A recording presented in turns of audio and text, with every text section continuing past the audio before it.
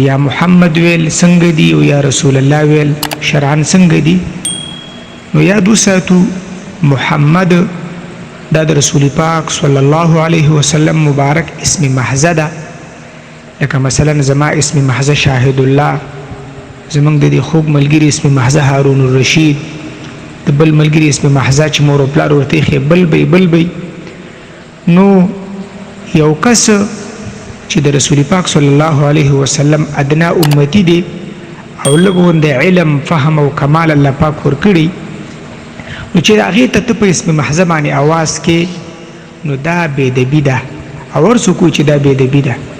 نو امام الانبیاء آقای نامدار سید الکائنات چې د تمامو پیغمبرانو سردار دی او د الله پاک نه پس د لوی علم خاوند دی، هغې ته چې ته په اسم محضه باندې اواز کې یا محمد، نو دا یقینا په عرف کې بېدبي ده او شرعاً هم د دې نه منع راغلې ده. ځکه 13 سپاره سورة نور کې آیات دی لا تجعلوا دعاء الرسول بینکم کدعاء بعضکم بعضا. په دې آیت کې دو تفسیر دي. یو تفسیر پکې همدا دی چې رسول پاک علیه الصلاة والسلام مبارک ته تاسو داسې اواز مه کوئ لکه یو بل ته چې په نوم باندې څنګه اواز کوئ. هر چې دا خبره چې ځینې وخت کې د عشق او د مینې او د محبت په بنیاد باندې یا محمد یا محمدا دا وویلی شي، په هغې کې که مشکل نشته، خو عموما دغه ندا دا نه د پکار، دا د بېادبۍ ندا ده، د عرف د نګاه نه هم او د شریعت د نګاه نه هم.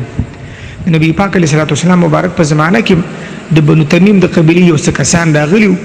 د نبي پاک صلی الله علیه وسلم مبارک دروازې سره ولاړو، دا یې ویلو چې یا محمد اخرج الینا، ای محمد راوځه موږ ته. نو بیا الله پاک ایتونه نازل کړل سورة الحجرات 28 سپاره کې چې لا ترفعوا اصواتکم فوق صوت النبي ولا تجهروا له بالقول. دا ایتونه الله پاک نازل کړل.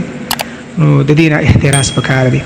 هر چې دا چې یا رسول الله، نو دا د دې ځای نه ویل مناسب نه دي.